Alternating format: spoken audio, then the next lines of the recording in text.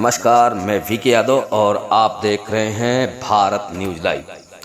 चुनाव प्रचार से पहले क्षेत्र की बुजुर्ग स्वतंत्रता सेनानी का लिया आशीर्वाद। नरेला विधानसभा के विधायक तथा मंत्री विश्वास कैलाश सारंग ने आज चुनाव प्रचार की शुरुआत से पहले स्वतंत्रता संग्राम सेनानी भोपाल चौक निवासी बुजुर्ग महिला से मिलने उनके घर पहुंचे। आपको बता दें कि 93 वर्षीय बुजुर्ग महिला नारायणी बाई अग्रवाल स्वतंत्रता आंदोलन में बढ़ चढ़कर भागीदारी निभाई और कई बार जेल भी गई। इस दौरान मंत्री सारंग ने कहा, आज से हमने अपने चुनाव प्रचार की शुरुआत कर दी है। आगे उन्होंने कहा कि हमारे लिए सौभाग्य की बात है कि भोपाल में ऐसी स्वतंत्रता सेनानी है जिन्होंने भारत को स्वतंत्र कराने में अपना योगदान दिया। नारायणी बाई अग्रवाल के पति भी स्वतंत्रता सेनानी संग्राम सेनानी थे। उन्होंने हमें सौभाग्य दिया है कि हम स्वतंत्र भारत में जी रहे हैं, इसलिए ऐसे बुजुर्गों के आशीर्वाद से ही चुनाव प्रचार की शुरुआत की है। मंत्री सारंग ने नरेला विधानसभा और एमपी में भाजपा की जीत का दावा करते हुए 150 से अधिक सीटें जीतने का दावा किया है। कांग्रेस की लिस्ट में हो रही देरी को लेकर मीडिया के सवाल पर मंत्री सारंग ने कहा, इतनी आसानी से कहां कांग्रेस की लिस्ट आएगी। उन्होंने कहा कि कांग्रेस में टिकटों की बोली लगती है और बिना बोली के कोई उम्मीदवार नहीं बनता। कमलनाथ के ट्वीट पर मंत्री सारंग ने पलटवार करते हुए कहा कि जीते जी व्यक्ति का श्राद्ध में ज्यादा दुर्भाग्यपूर्ण और कुछ नहीं होगा।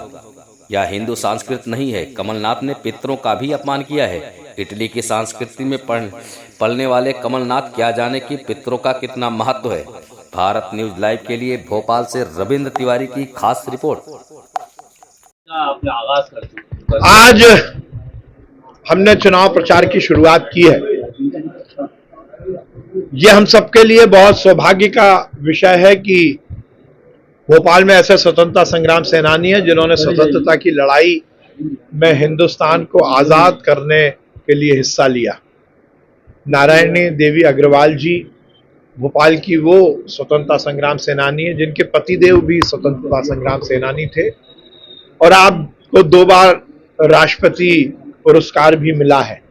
तो हमने ऐसा विचार किया कि ये बुजुर्ग जिन्होंने हम सबको ये सौभाग्य दिया कि हम आजाद हिंदुस्तान में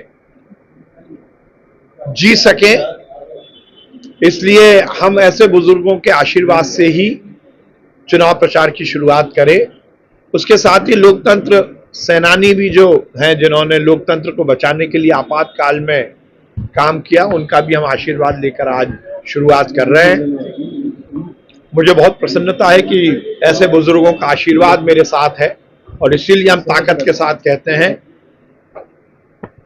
कि नरेला विधानसभा में प्रचंड बहुमत से भारतीय जनता पार्टी जीतेगी और मध्य प्रदेश में भी भाजपा की सरकार बनेगी। भाजपा ने आज से कांग्रेस के संस्कार हैं, इससे दुर्भाग्यपूर्ण कुछ नहीं हो सकता।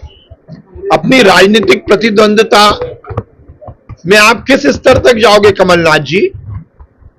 आप जीते जी व्यक्ति का श्राद्ध मनाने की बात कर रहे हो, इससे ज्यादा शर्मनाक कुछ नहीं होगा। ये हिंदू संस्कृति नहीं है। जहां एक और कमलनाथ जी ने शिवराज जी का तो अपमान किया है, मध्य प्रदेश के मुख्यमंत्री का अपमान तो किया, उसके साथ साथ पितरों का भी अपमान किया। ये दिन पितरों को याद करने वाले और उनके प्रति श्रद्धांजलि देने वाले हैं, पर ये इटली की संस्कृति में बढ़ने वाले कमलनाथ क्या जाने पितरों का क्या महत्व होता है। ये दुर्भाग्यपूर्ण भी है, शर्म